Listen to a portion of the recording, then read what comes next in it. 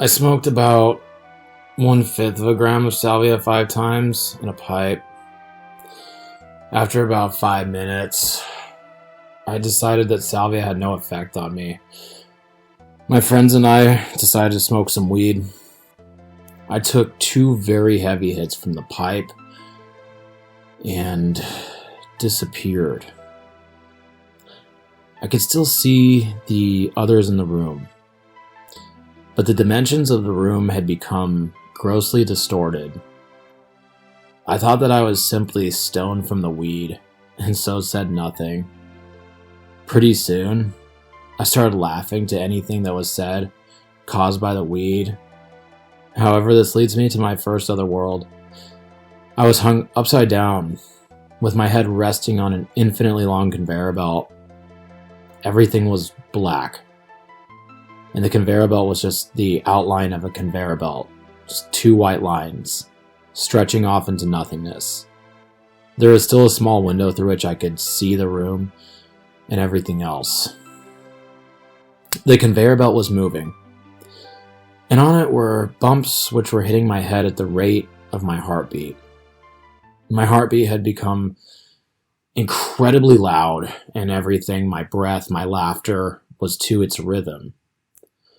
Someone said something, and one of the friends and I both started laughing. The typical stone laugh where I can't stop. I felt myself forced to laugh because the bumps on the conveyor belt that were forcing the laughs out of me.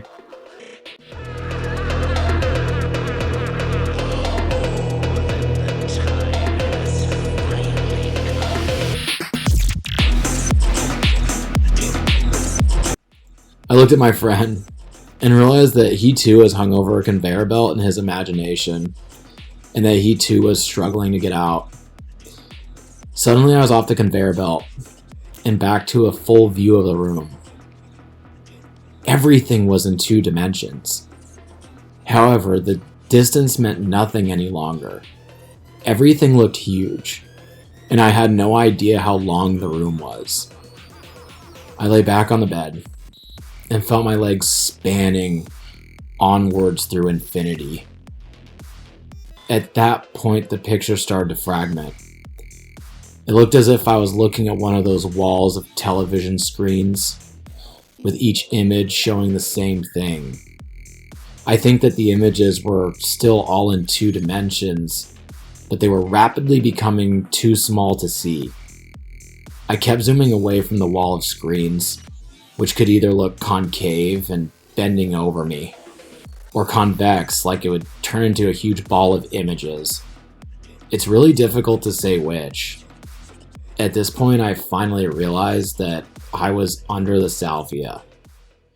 It took me that long to figure it out. I felt as if it trapped me within it. There was a roaring in my ears, and the wall of television screens started to go fuzzy and blur out. Now, what I want you to understand is Lex Fridman is now in a position to live in 2 spatial and 2 temporal dimensions, unlike the rest of us. I clearly am only fit for four spatial dimensions. So I'm frozen, whereas you can double move. Out of this blur, a single small image of the real world, like a window on a computer, cleared up, and I could see the room through it. I managed to force out a call for help in a voice that was not my own. I was trapped inside the Salvia, but I could control the body that was out in the real world enough to call out. Okay, that is the confusion that we're having. And if you do one more show, right, then they're going to put a watch on your ankle, and you're only going to have 1 spatial dimension that you can move around. But my claim is that all of these are actually sectors of my theory, geometric unity.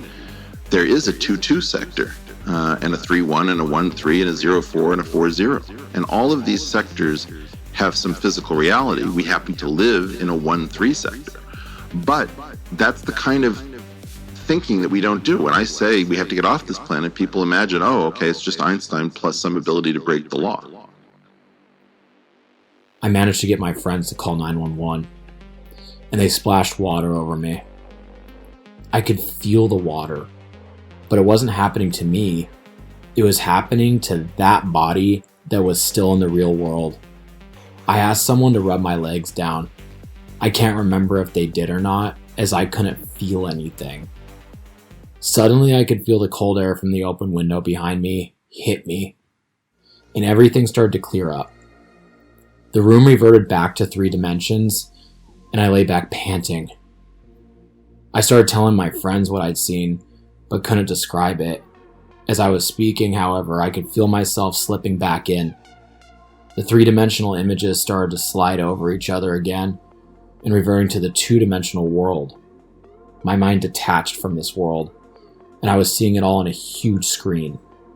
On a screen, however, things look like they're in 3 dimensions, even though they're in 2. This was really 2 dimensions. Cardboard cutouts of people and of impossible sizes overlapping each other.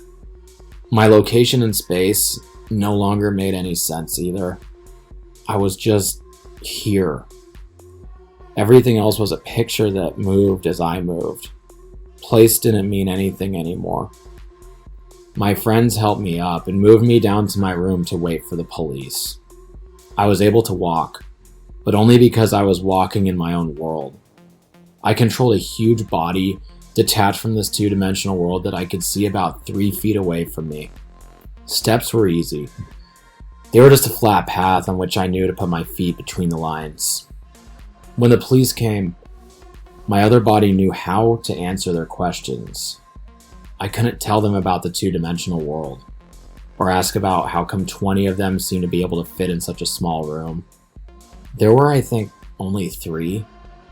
I didn't tell them that I was shaking so much because I was scared and panicking, though I obviously was just shaking so much because of the drug.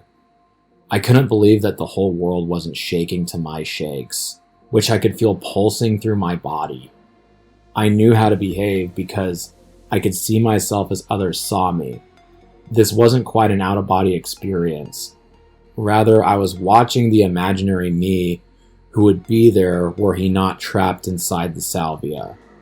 I could see him watching the real world, as if on the screen, and answering the right questions. The next thing I knew, I was on a stretcher and inside an ambulance, since place meant nothing to me. It wasn't really me that had moved, just the rest of the world. They put an oxygen mask or something, and my mouth started to get really dry. Soon my mouth was the only thing in my body, and it felt like a dry rock. There was just my mouth in the world, and the oxygen mask. I started imagining a rocky, desert landscape around my mouth, and don't know whether I really saw that, or just imagined it at the time, or whether there is a difference. I have no recollection of the trip from my house to the hospital, though I'm certain that I was conscious in my own way. I remember being lifted from my stretcher to the hospital bed, and then all of a sudden, there was no one there. I lifted my head and all I could see was the room. The room was still in 2 dimensions, but like a screen that is bent and waving. I realized that the present wasn't a time, it was a place. We were always in the present, and now I could actually feel myself in it. Places from far back and recently were identical, just different pictures that were scattered around. The room and the 4th dimensional impossibility of time started to wrap themselves into a gigantic sphere, which looked silvery and liquid. Yet at the same time, I could see every detail of the room and time perfectly. My body I couldn't see, but I knew it was silvery as well. I started to zoom out from this sphere until I was standing on it, standing on all of time and space.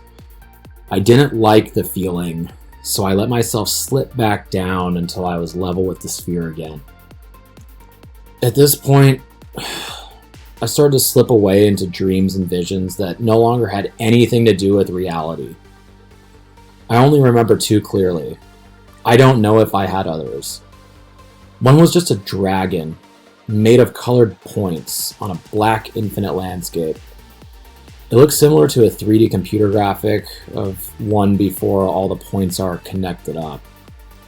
The points at the bottom were red, which slowly changed to gold about halfway up its body, and finally ended in black. How I saw the black points against the completely black background, I don't remember. There was no emotion connected with this vision or dream. I wasn't even there. I was simply watching it all from a distance. I snapped back into the hospital and saw my heartbeat acting crazy on the computer monitor next to me. Someone had stuck a tube in my arm, but I hadn't felt it. I was panting, and my heart felt like it wanted to explode from my chest. I heard someone say something about my heart being as it was from anxiety, and I couldn't agree more with them. I think I may have had an out-of-body experience at this point. Time was still as absurd as space. Both of them just wound back and forwards. I had no idea how long I'd been there, and the clock kept jumping around. My second vision and dream involved me on a boat in a black landscape again.